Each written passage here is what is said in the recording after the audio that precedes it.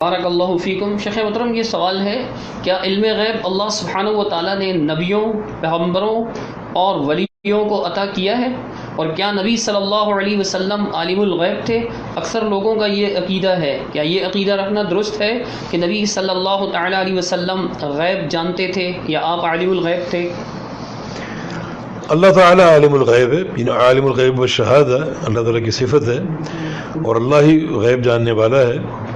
قل لا يعلم من في السماوات والارض الغیب الا اللہ، آسمانوں اور زمینوں میں کوئی غیب نہیں جانتا سوائے اللہ تعالیٰ کی۔ بڑے حسر کے ساتھ یہ آیت موجود ہے کہ آسمانوں میں زمینوں میں کوئی غیب نہیں جانتا سوائے اللہ تعالیٰ کے۔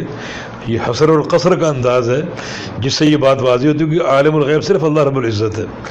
اللہ تعالیٰ کے علاوہ کسی مخلوق، نبی یا ولی وغیرہ کے بارے میں علم غیب کا دعویٰ کرنا یہ کفر ہے۔ اللہ تعالیٰ ہی غیب جانتا ہے، اس کے سوا کوئی غیب نہیں جانتا۔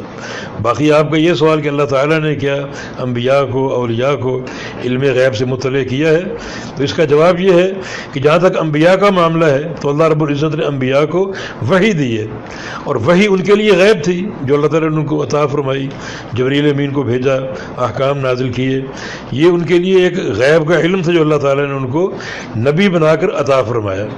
باقی اگر اکا دکا کو واقعات، قیامت کی خبریں، مستقبل کی کوئی بات اگر اللہ نے بتائی ہے تو وہ بھی غیب کی ایک خبر ہے۔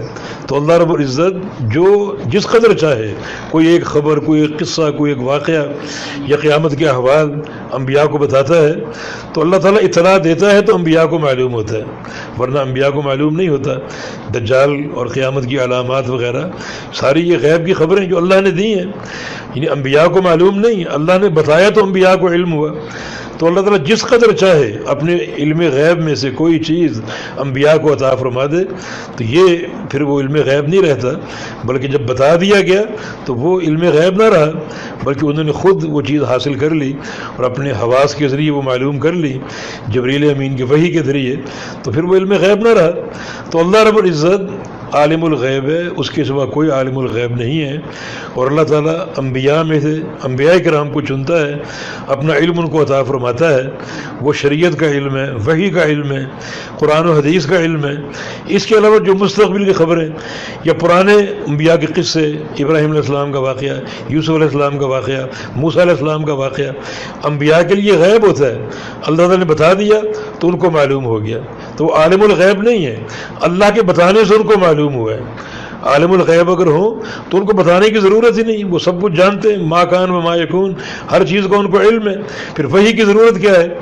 تو انبیاء کرام کو اللہ رب العزت چنتا ہے اپنی وحی کی آگاہی کے لیے، یا پھر وہ واقعات جو اللہ بتاتا ہے ماضی کے یا مستقبل کے یا قبر کی خبریں ہیں یا قیامت کی خبریں ہیں، تو اللہ تعالیٰ بتانے سے، اللہ تعالیٰ کے بتانے سے انہیں ان کا علم ہوتا ہے، تو براہ راست ان کو علم نہیں ہوتا، تو یہ اللہ کے بتانے سے وہ باتیں ان کو معلوم ہوتی ہیں۔ باقی عمومی طور پہ عالم الغیب صرف اللہ رب العزت ہے، اللہ تعالیٰ کے علاوہ کسی کے بارے میں علم غیب کا دعویٰ کرنا کفر ہے۔ شکراً، بارک اللہ فیکم۔ شیخ محترم، معال کا اعتبار کرتے ہوئے کہا جا سکتا ہے کہ انبیاء علیہ الصلوۃ والسلام کو اللہ تعالیٰ نے بعض غیوب کا علم دیا، معال کا اعتبار کرتے ہوئے، یعنی پہلے تو وہ غیب ہی تھا بتانے سے پہلے۔ تو یہ بات میں عرض کی نا، پہلے وہ غیب تھی، وہ چیز جیسے اللہ نے خبر دی، دجال کے واقعے کی خبر دی یا اخروی احوال کی خبر دی، تو پہلے تو انبیاء کو معلوم نہیں تھی، تو وہ تو اللہ نے بتایا تو ان کو معلوم ہوا، تو اس کو علم غیب نہیں کہا جا سکتا۔